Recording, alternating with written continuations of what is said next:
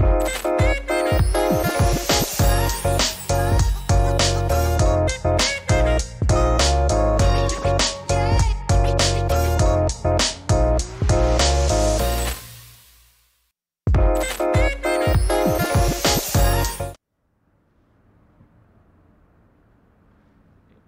pagi, sahabat Muwardi semua. Kembali lagi dalam acara Ghosting Gastroenterohepatologi Live Streaming.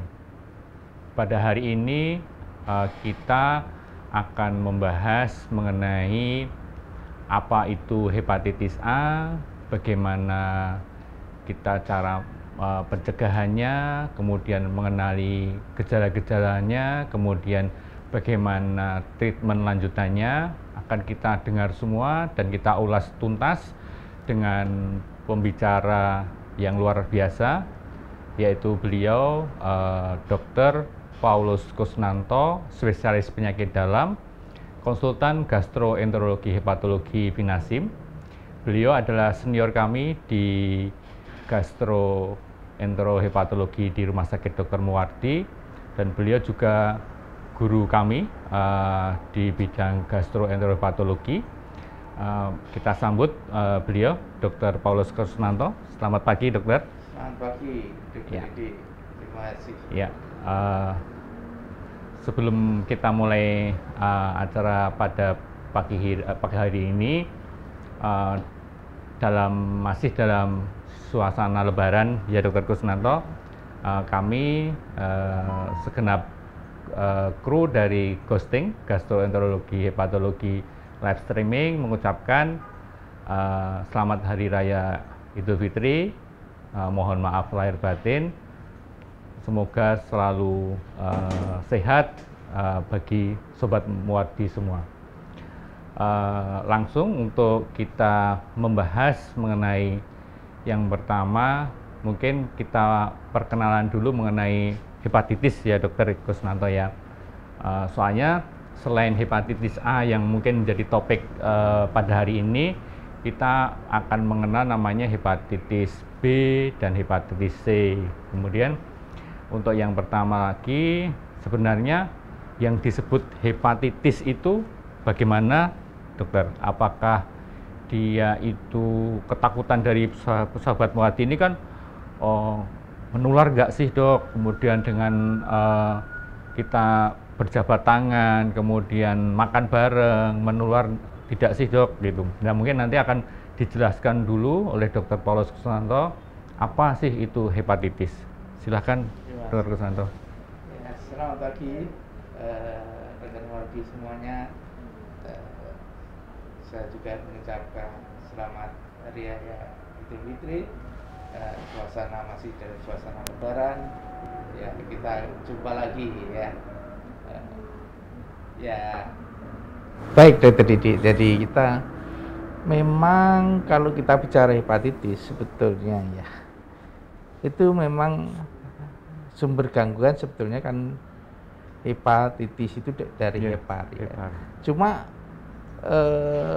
masih banyak memang persepsi atau pandangan dari masyarakat itu sering keliru ya, dalam arti kalau livernya terganggu itu sudah bilang ini suatu hepatitis. Ya, jadi misalnya saja kadang kita ketemu pasien yang datang dengan SGOT atau transaminase ya, SGOT yang meningkat. Ada yang sudah dok saya kena hepatitis ini SGOT saya tinggi gitu ya. Kemudian ada yang datang misalnya dengan mata kuning. Wah, ini saya kena hepatitis ini, mata saya kuning. Ya, jadi itu persepsi ini masih banyak. Ya, jadi kita jadi mesti menerapkan bagaimana istilah hepatitis ini harus kita terapkan secara tepat. Ya, kalau eh, penyebabnya itu kalau kita lihat misalnya yang tersering ya memang penyebab itu kalau kita oleh karena virus hepatitis. Ya, virus hepatitis itu kalau sering yang sering kita jumpai di Indonesia ya mestinya kalau ada itu virus hepatitis A, hepatitis B, hepatitis C, ya itu yang umum sering kita jumpai.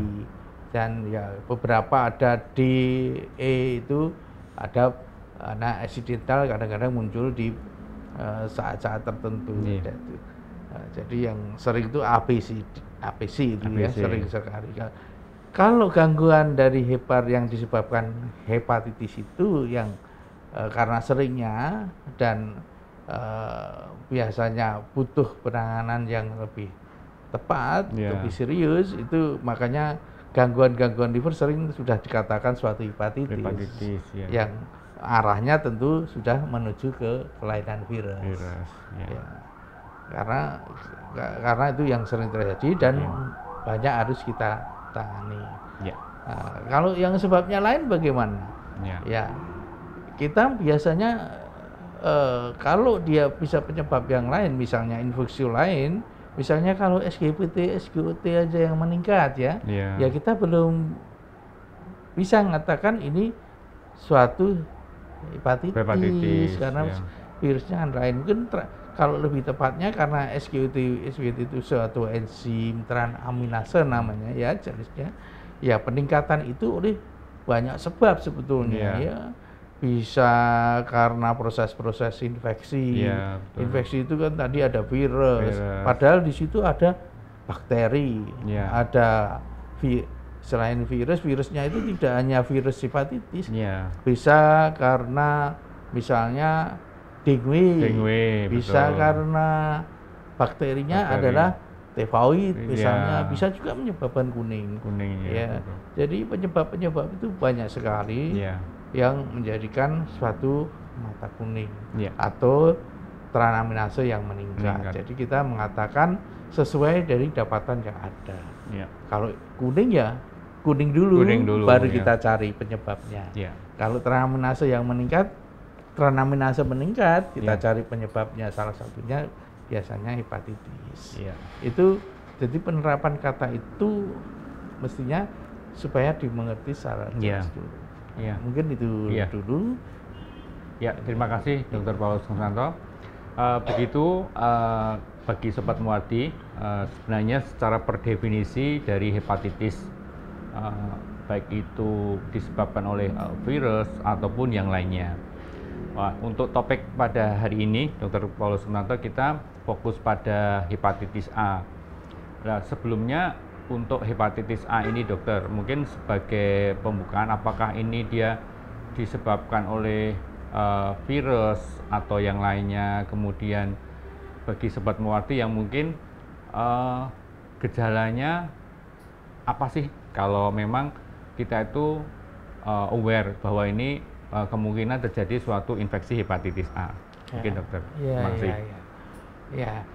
Jadi kalau ini jelas kalau kita sudah mengarah ke suatu hepatitis A. Jadi kita bisa bilang kalau ini suatu hepatitis A ya topiknya tentunya ini hepatitis yang disebabkan oleh virus hepatitis A Itu makanya kita bisa sebut hepatitis A. Nah, itu nanti kalau dia disebabkan oleh virus hepatitis B ya virus hepatitis B. Yang C juga harus C gitu ya. Jadi kalau A ini yang kita bicarakan pada sekarang. Kalau untuk gejala itu hepatitis itu kadang itu kita tidak bisa mengatakan suatu khas ini hepatitis A harus gejalanya misalnya lemes, lemah atau ada rasa langsung kuning, ada sebab-sebab lain mual atau kadang-kadang tidak bisa kita secara khas itu mengatakan itu. Namun gejala-gejala itu bisa muncul dengan adanya keluhan itu, yang utama ya jelasnya adalah kalau A itu untungnya riwayat kuning, mata kuning ya, yang putih itu menjadi kuning ya, sklera dengan jadi kuning itu adalah umum kita jumpai di hepatitis A. Tapi kadang-kadang ya bisa aja ketemunya hanya mulus-mulus, nggak nyaman, atau kadang-kadang lemes ya bisa. Tapi umumnya kalau ada mata kuningannya itu sering kita bisa mengarah ke sana. Itu gejala-gejalanya. Jadi tidak ada yang khas menuju kalau A itu harus ini. Itu karena variasi keluhannya itu memang tergantung dari kondisi pasien itu sendiri di mana. Berarti dari gejala yang ringan sampai yang berat ya dok? Yang berat bisa terjadi. Ya itu untuk gejala. Mungkin untuk yang lainnya ya baru setelah kita sadari ada keluhan-keluhan itu biasanya kita cek lab. Kadang-kadang cek labnya pun belum spesifik umumnya. Betul, dok. Ya, paling kalau mules-mules darah dulu lah ya. Terus SGOT, SGPT dulu lah dicek. Baru setelah tahu, loh SGBT, SGOT-nya kok tinggi. Ya, itu baru kita tahu. Kalau yang awam dulu sering bilang, waduh tinggi, langsung dia bilang hepatitis. Nah, tapi hepatitis karena banyak, umumnya kita melakukan screening secara menyeluruh mengenai hepatitis. Nah, setelah dicek ternyata hepatitis A positif. Nah, ini yang sering terjadi di masyarakat. Kayak gitu. Sementara itu ada lagi ya. Menyambung pertanyaan dari Mas Devian Renaldo ini dok, hepatitis A ini apakah pasti bergejala dan atau bisa timbul tanpa gejala? Mungkin tadi udah dijelaskan sama Dr. Paulus Sunanto ya. Kemudian yang lanjutannya ini menular atau tidak dok? Ya ini dok. Ya, jadi gini, kalau hepatitis A ini kebanyakan berkaitan itu sangat berkaitan dengan lingkungan. Betul. Bersihan lingkungan, kejadian di suatu daerah. Itu jadi sering sekali kaitannya adalah itu ya. Jadi kalau misalnya ada satu hepatitis ditemukan di mana dia sering melakukan aktivitas di komunitas itu yang mereka kerjakan atau dia kerjakan, di situ umumnya terjadi biasanya sering dilaporkan outbreak-nya. Beberapa terus akhirnya kena hepatitis, temannya kena. Memang ini sangat berkaitan sekali dengan lingkungan. Karena dia hepatitis A ini selain kebersihan lingkungan lewat makanan yang ada di area di situ, di pasar di situ, itu sering muncul adalah mengelompok gitu ya. Jadi kejadiannya menular biasanya karena sering terjadi di suatu komunitas dengan kondisi-kondisi yang sering menyebabkan atau pertumbuhan hepatitis itu berkembang, yaitu mengenai kebersihan lingkungannya, ya lewat makanan yang biasanya terjadi di suatu tempat. Itu cara-cara penularan dari hepatitis. Kalau hanya sudah kena kita salaman, kita anusin, kita kadang-kadang ada juga yang mesti harus disingkirkan, harus disendirikan, isolasi. Ya, yang penting kita jaga kebersihan di satu lingkungan bersama, kebersihan ya kita cegah. Ya, betul sekali Dr. Pasuna. Jadi Sobat Muardi, yang perlu kita garis bawahi adalah kita harus menjaga lingkungan, di mana lingkungan itu baik itu sanitasi, kemudian kebersihan lingkungan sekitarnya, kemudian makanan yang kita makan memang harus benar-benar kita jaga kebersihannya, sehingga kita bisa mengantisipasi ya dok ya, tentang outbreak dari hepatitis A itu di suatu lingkungan itu. Kemudian ini ada pertanyaan lagi dok dari Titania Area Fandi. Hepatitis apakah bisa sembuh dok?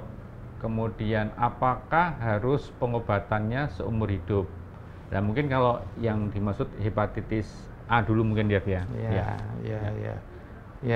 Oke. Jadi ya ini makanya tadi kita mesti harus mengerti dulu mengenai hepatitis ya. Kalau ini kita bicara hepatitis umumnya sudah mengarah ke suatu hepatitis, apakah itu A, B atau C. Ya, yang untuk A ya ini karena sifat-sifat dari virusnya ini ya, yang mana kejadian banyak berkaitan dengan lingkungan, terus dengan perkembangannya, justru ini hepatitis A ini mempunyai daya reversible atau kembali menjadi normal itu paling bagus, paling bagus. Jadi hepatitis A bisa kembali untuk menjadi normal kembali karena dia biasanya menyebabkan inflamasi hanya di sekitar livernya itu. Biasanya kalau dia masa akutnya sudah lewat, dia akan kembali lagi dan bisa untuk menjadi normal kembali ya, dengan kita melakukan pencegahan, dengan melakukan ya pengobatan terhadap virusnya. Itu kalau dikatakan bisa kembali normal kembali untuk hepatitis A. Nah, itu perjalanan memang beda dengan hepatitis B, beda lagi dengan hepatitis C. Jadi kalau kita kena hepatitis A, kita masih bisa bersyukur karena kalau dikatakan bisa kembali normal bisa. Ya. Jadi bisa sembuh, bisa seperti sehat seperti sedia kala, kemudian tidak harus mendapatkan pengobatan seumur hidup ya dok ya, kalau hepatitis A ya. Jadi Sobat Muwardi tidak usah khawatir, kemudian harus dibedakan dulu dari Dr. Kusnanto tadi apakah ini hepatitis A, hepatitis B maupun hepatitis C. Soalnya tata laksananya berbeda sekali ya dok ya. Kemudian dari Marina Artalita, dok, apakah penularan hepatitis A ini bisa lewat donor darah? Ya. Jadi kalau kita lihat atau kita bicarakan tadi, kejadian itu banyak kan karena faktor lingkungan ya. Tetapi kalau dia sudah menderita, ya tentunya penularan langsung lewat darah dimungkinkan bisa enggak dok? Bisa saja terjadi ya. Kalau kita misalnya dalam kondisi masih sakit tentunya kalau kita mau donor ya sebaiknya hepatitis A-nya itu disembuhkan dulu, dievaluasi dulu sampai hilang ya. Kalau saya bilang hepatitis A bisa hilang ya. Gejala-gejalanya ya umumnya memang agak belakangan kadang-kadang virusnya sudah hilang, tapi misalnya SGOT-SGPT-nya nanti menghilangnya itu agak panjang ya. Jadi istilahnya kerusakan ataupun akibat-akibat dari proses infeksi itu menjadi berkurang tapi agak lama. Misalnya SGOT-SGPT-nya menurunnya belakangan ya, kuningnya kadang-kadang menurunnya juga setelah virusnya hilang, baru kuningnya pelan-pelan menghilang. Itu kejadian-kejadiannya berurutan biasanya. Tapi ya saran saya tentunya kalau mau donor, kalau lagi punya hepatitis saya dihilangkan dulu virusnya, dievaluasi dulu. Nah, kalau sudah hilang baru kita bisa memberikan donor. Ya tentunya kan kalau Sobat Muwardi mau donor itu kan tentunya akan di screening ya dok ya. Calon donornya ini sehat, memenuhi kriteria enggak, kemudian juga akan dilakukan testing untuk beberapa item yang memang penyakit-penyakit yang disinyalir bisa menular lewat darah. Tentunya sudah melalui screening yang cukup bagus untuk bagi pasien bagi pendonor, sehingga donor yang diberikan itu akan aman dan baik untuk penerimanya. Kemudian ini ada lagi dari Zulfa Amelia, Dok. Mata bengkak dan pipi bengkak apakah penyebab dari hepatitis autoimun? Nah, ini mungkin terlalu Dok ya, terlalu umum dia untuk mata bengkak dan pipi bengkak ini, soalnya banyak sekali penyakit yang mungkin bisa menyebabkan oleh mata bengkak dan pipi bengkak. Mungkin sekilas mungkin Dr. Paulus Sunarto. Ya, memang kalau kita bicara mata bengkak, pipi bengkak apa langsung ke hepatitis autoimun, itu sebetulnya keluhan-keluhan umum.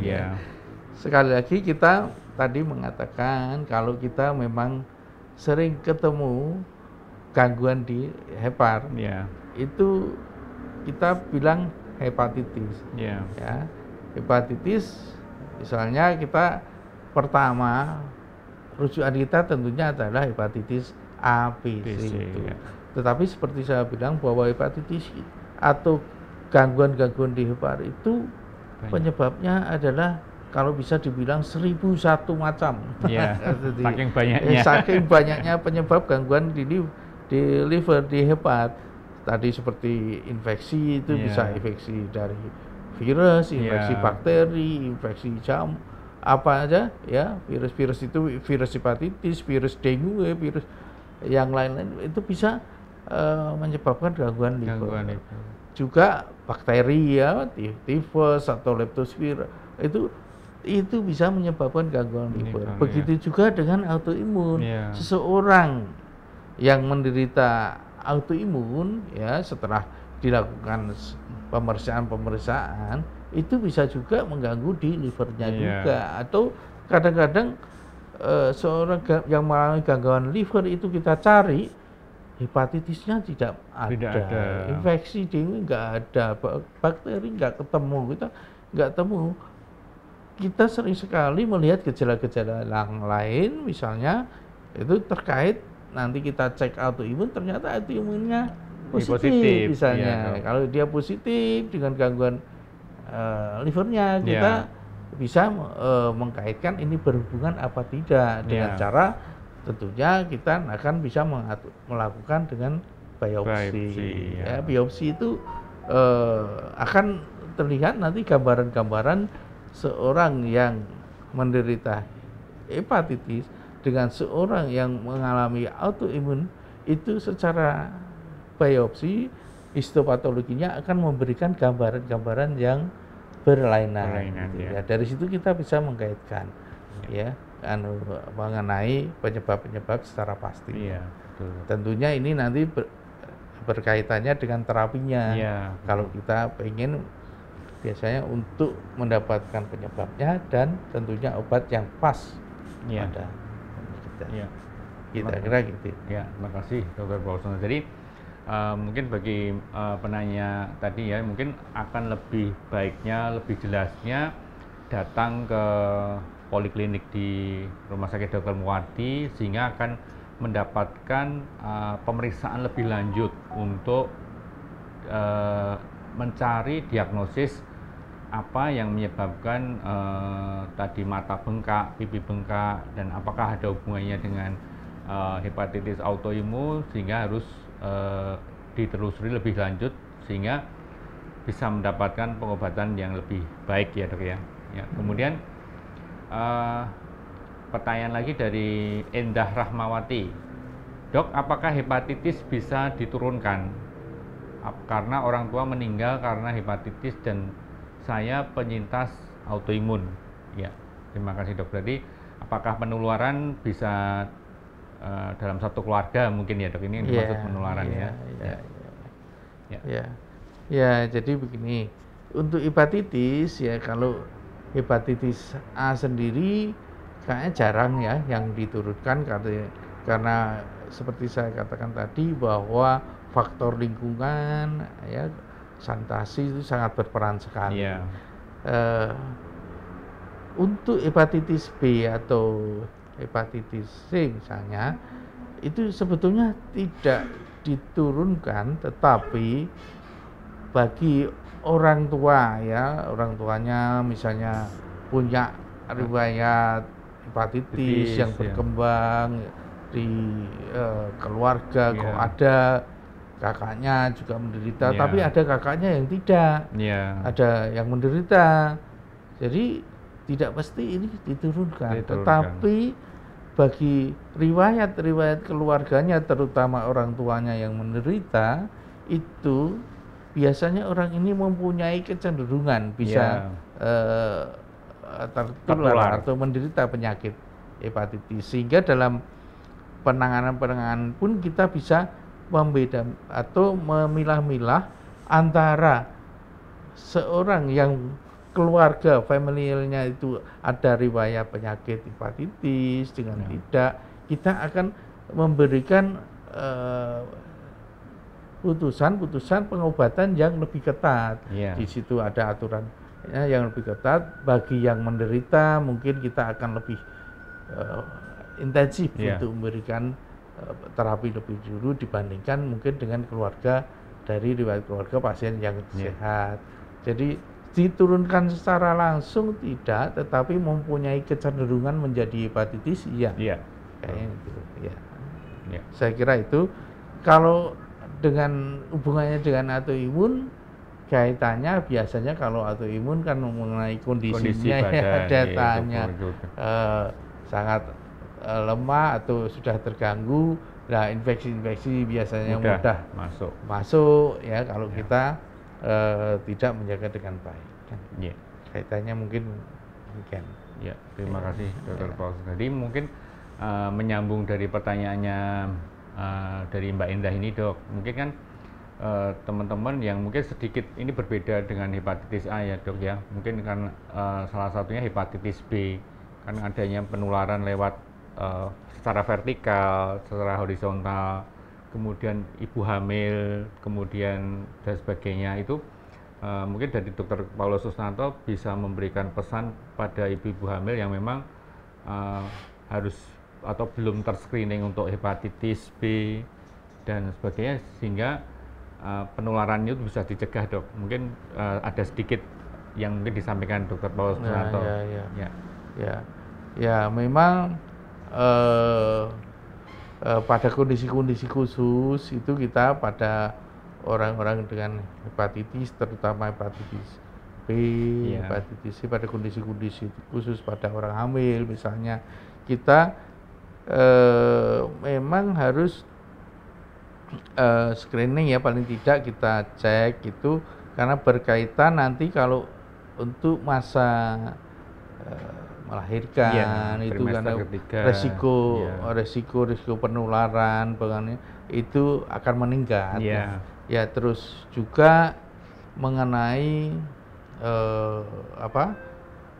terapinya nanti ya, kapan kita sebaiknya memberikan pengobatan nanti kalau memang nanti diperlukan kita buat topik khusus mengenai penanganan hepatitis pada kehamilan nanti ya.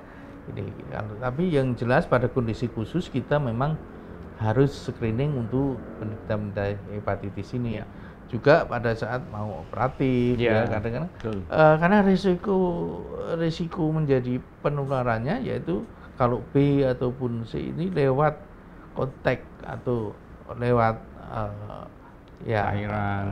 darah lewat lebih tinggi jadi kita harus paling tidak screening untuk bisa mencegah atau meminimalisasi terjadinya penularan itu saya kira saran saya. Mungkin Sobat Muarti nanti mungkin akan kita buat suatu topik khusus mengenai hepatitis B dan penularannya mungkin ya, Dok ya. Kemudian ini ada lagi pertanyaan dari Mbak Wina Asri.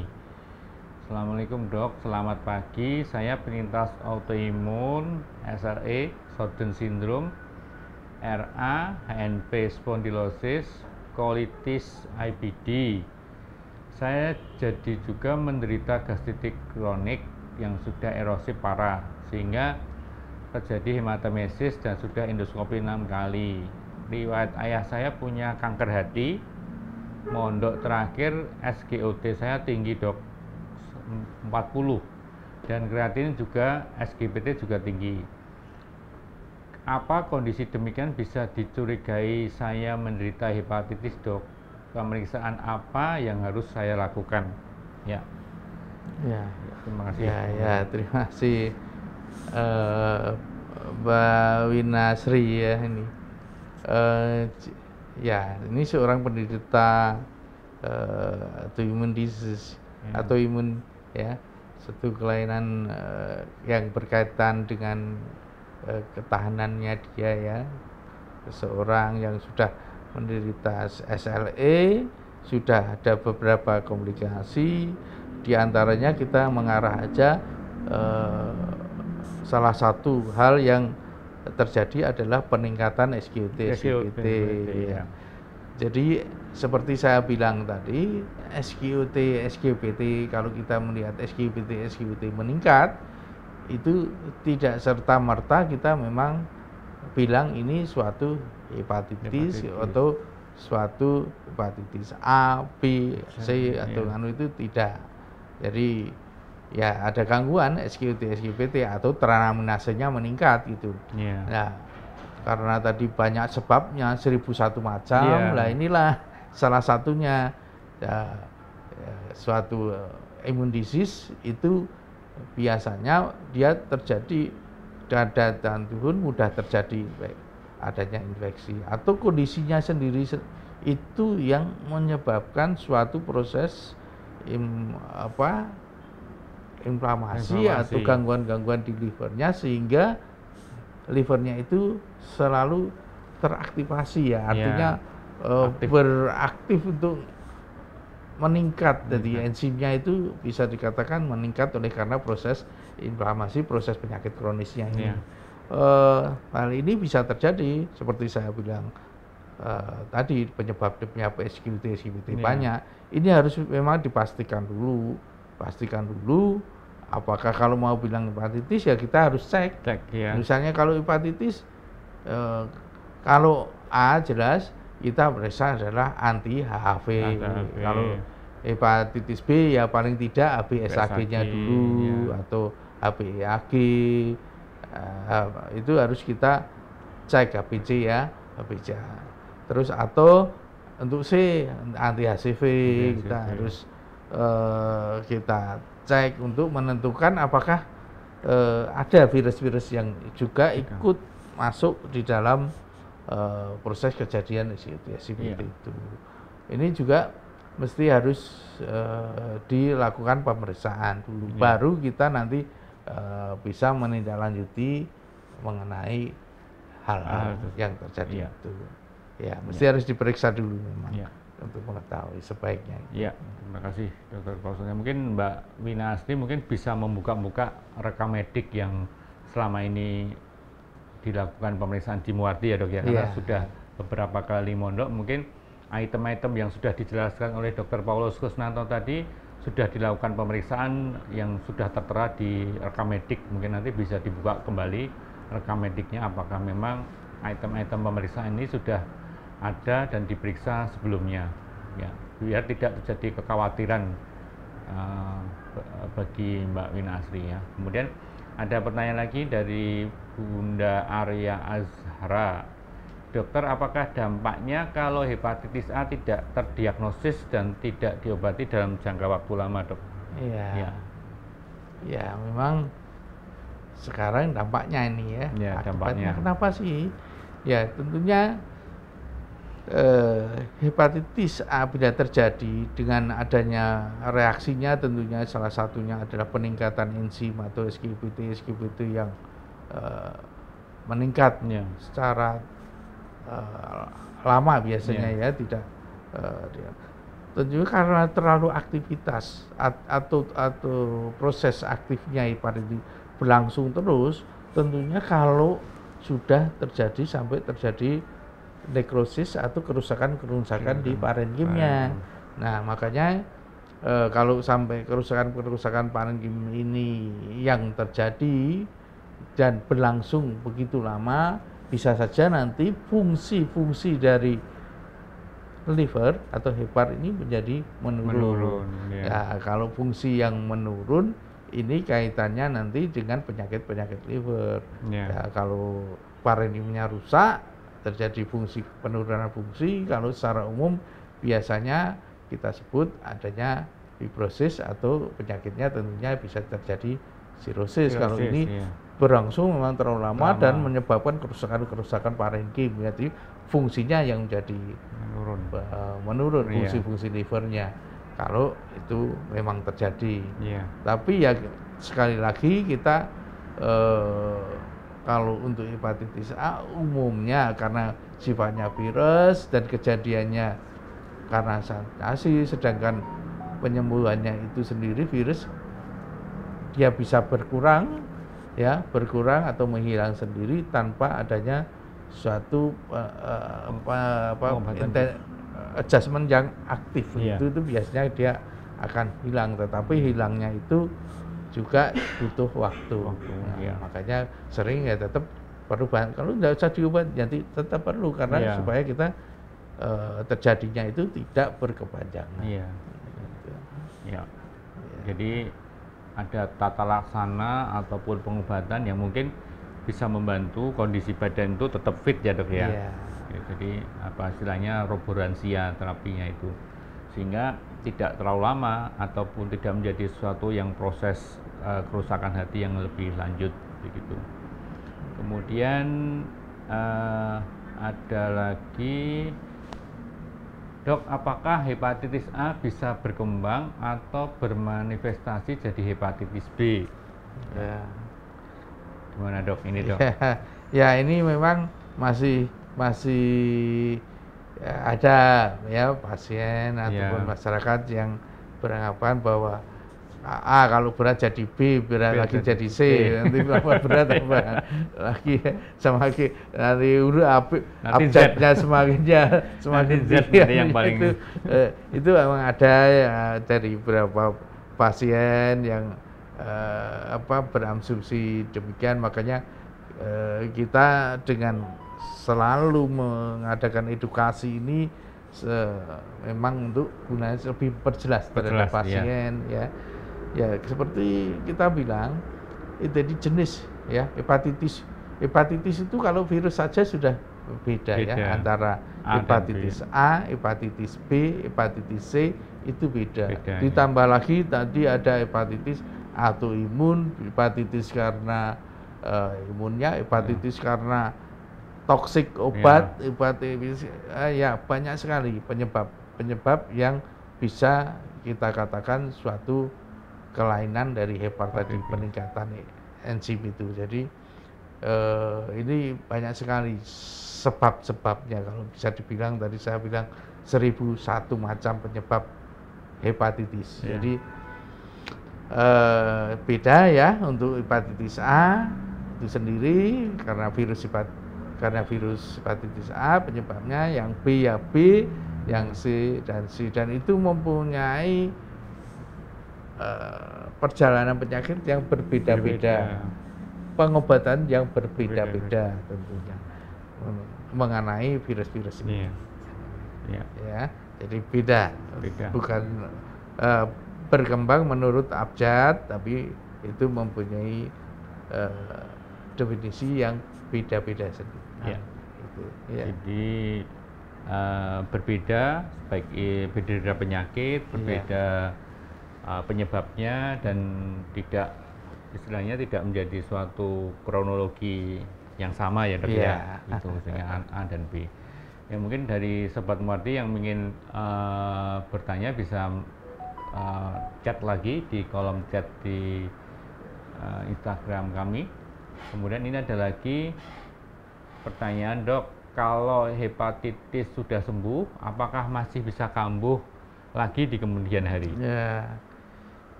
Ini hepatitis secara umum atau hepatitis. Ya seperti saya bilang kalau A, B, C karena beda-beda dari setiap istilah ini tentunya itu mengenai perjalanannya juga beda-beda, ya. Kalau intinya kalau tubuh sudah pernah kena dan bisa membentuk antibodinya, ya, itu dia sudah, kalau bisa dibilang sudah aman. Ya. Jadi kalau artinya tubuh itu sudah terbentuk antibodi, sudah mengenali terhadap virus.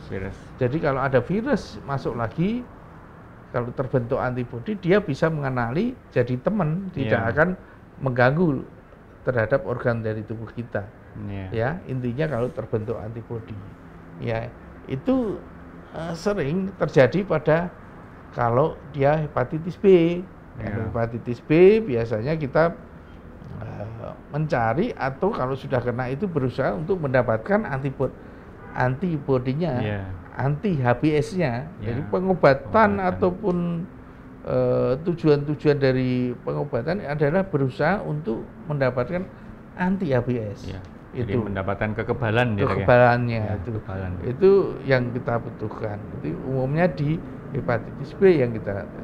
Namun untuk mendapatkan itu memang presentasinya sangat kecil, ya. Dan hepatitis B ini dikatakan yang paling bandel. Jadi untuk mendapatkan karena sulit, sering berkepanjangan, dan bahkan kalau B itu bisa terus kita bawa itu seumur hidup kita. Itu dari kalau hepatitis B, kalaupun dia menjadi tidak terdeteksi atau hilang, itu artinya bukannya hilang terus tidak akan muncul, dia tersembunyi di dalam, bisa kita kontrol biasanya dengan obat-obatan. Gitu. Kalau A dan C itu, kalau A itu dikatakan bagus, dia bisa hilang, bisa sembuh, bisa hilang. Kalau C ini dengan perkembangan obat bisa dikatakan bahwa untuk hasilnya itu cure, artinya bisa hilang dengan pengobatan, perkembangan pengobatan yang ada sekarang ini. Jadi bisa lebih banyak mendapatkan kesembuhan kalau untuk C ini dengan perkembangan pengobatan yang ada. Kalau A punya kesembuhan yang tinggi juga, hanya B itu yang memang agak sulit, tapi kita berhadapnya adanya muncul antibodi. Ini kalau dikatakan mengenai sembuh atau tidak. Jadi beda hepatitis, beda prognosisnya ya, Dokter ya. Jadi untuk hepatitis B mungkin harus selalu termonitor, supresi untuk jumlah virusnya, jangan sampai putus di tengah jalan dalam pengobatannya, mungkin seperti itu. Kemudian ada lagi, mesti ini pertanyaan wajib Dok dari Sobat Muardi ini mengenai pantangan makan. Jadi ini mungkin bagi Sobat Muardi ini selalu ditanyakan nih Dok, apakah ada pantangan makan bagi pasien dengan hepatitis A? Iya, tadi memang hepatitis A tadi saya tekankan di sini kan adanya karena sanitasi lingkungan, di mana dia itu melakukan aktivitas di suatu daerah, di suatu tempat. Makanan ini juga salah satu sarana yang paling memudahkan untuk menyebarkan hepatitis A. Tapi kalau jenis makanan itu saya kira nggak ada secara khusus yang dilarang, hanya kita tetap menjaga sanitasi lingkungan, makanan-makanan sehat, yang bersih, yang tentunya akan kalau bersih sehat tentunya akan menyehatkan tubuh kita juga itu. Yang ini kebersihan sanitasi kita jaga itu. Kalau khusus dilarang atau tidak boleh ini, tidak boleh itu, enggak lah.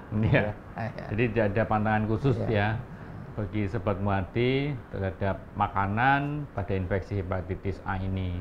Ya mungkin sebelum kita akhiri dok, mungkin ada sedikit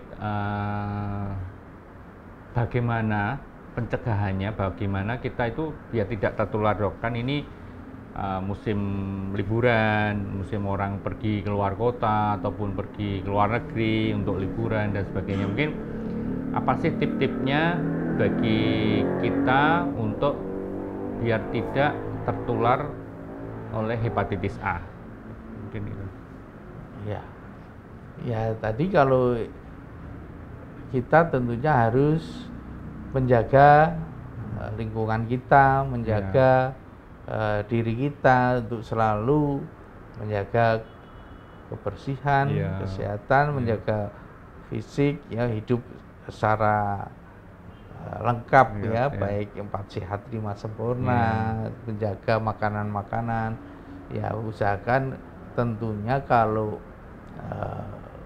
pengen makan misalnya gorengan atau itu lebih bagus kalau kita bikin sendiri itu akan tentunya akan lebih sehat dibanding kalau kita misalnya beli di pinggir jalan yang tentunya kita tidak tahu mengenai kebersihan atau kesehatan yang ada di situ.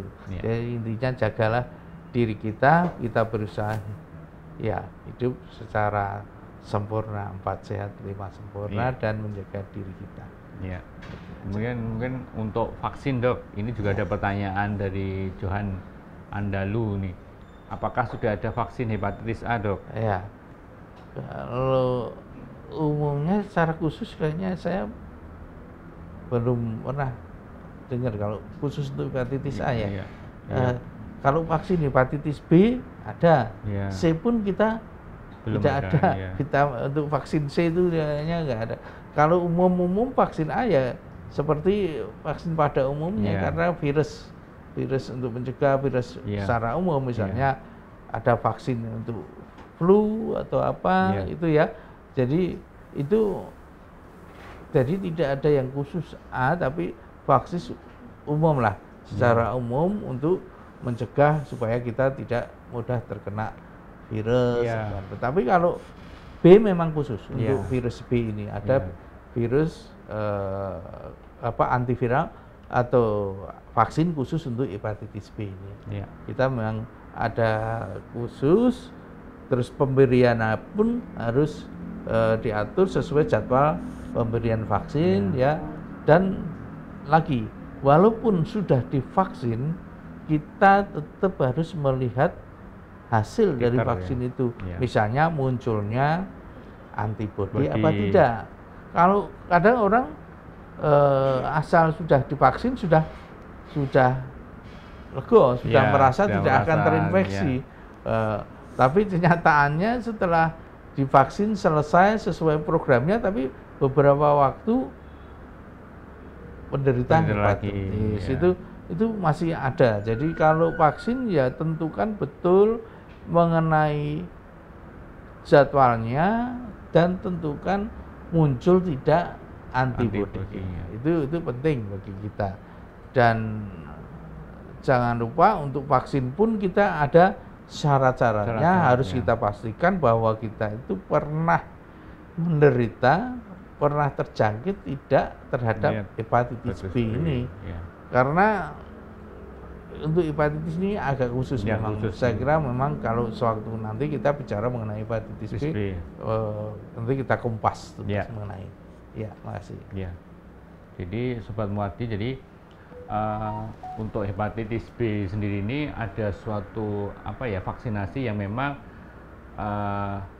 sebelum dilakukan vaksin harus di screening dulu, kemudian setelah vaksin juga harus kita melihat nih berapa ataupun sudah berhasilkah vaksin kita itu untuk menyebabkan kekebalan tubuh, sehingga jangan sampai wah saya sudah divaksin nih, sudah aman, tetapi ternyata setelah divaksin itu setelah kita cek ternyata tidak menimbulkan respon antibodi atau respon kekebalan tubuh, sehingga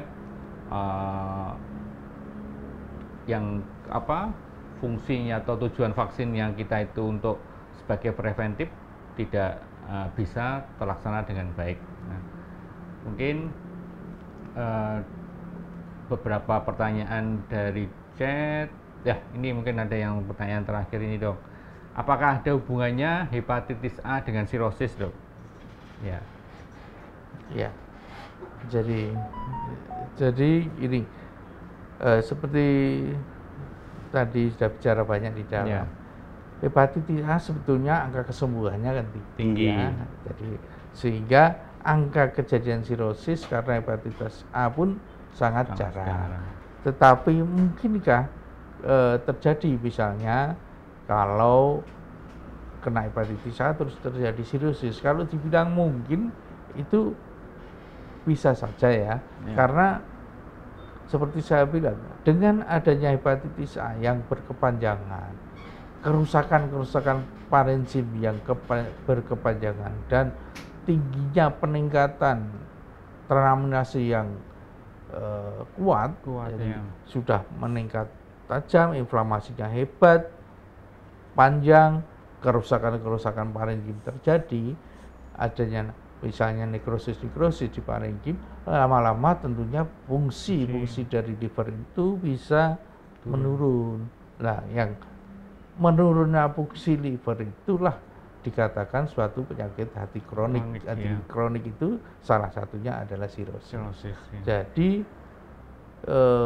kalau dikatakan bisa sih bisa, tapi memang butuh waktu yang lama dan proses kerusakan itu juga butuh waktu lama, berapa inflamasinya, kehebatan inflamasi, dan harus kita buktikan dengan monitoring terhadap fungsi-fungsi livernya ini. Itu umumnya kalau hepatitis A demikian. Jadi begitu Sobat Muardi, sirosis ini menjadi salah satu kondisi di mana harus kita cegah, harus kita atasi agar pasien yang terjadi infeksi hepatitis ini tidak menjadi suatu keadaan yang kronik, ya, kemudian menjadi suatu sirosis dan banyak komplikasi dari sirosis itu yang mungkin membuat pasien itu akan sering melakukan rawat inap di rumah sakit karena komplikasi dari sirosis tersebut.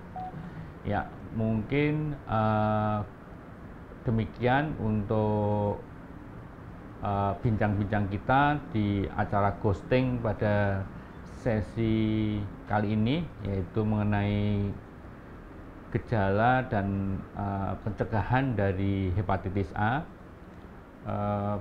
Bagi teman-teman ataupun Sobat Muardi yang ingin selalu mendapatkan update informasi mengenai seputar penyakit di pencernaan, penyakit hati maupun empedu, pankreas, bisa mengikuti di acara ghosting ini setiap bulannya, kemudian dengan topik yang berbeda-beda akan kita ulas, kita berikan informasi yang seluas-luasnya mengenai penyakit-penyakit yang berkaitan dengan organ-organ tersebut. Sebelum acara kita akhiri, hasil rekaman live streaming hari ini bisa dilihat kembali di Facebook dan YouTube RSUD Dr. Muardi. Ya, jangan lupa like, follow, subscribe, and share akun media sosial kita RSUD Dr. Muardi di Facebook, Instagram, dan YouTube. Sebagai penutup, dokter, mungkin ada summary yang memang disampaikan Dr. Paulus Nurtanto sebelum kita akhiri sesi kali ini. Silahkan, Dr. Ya, khususnya untuk yang kaitan dengan hepatitis A ini ya, tentunya kita tetap hidup sehat,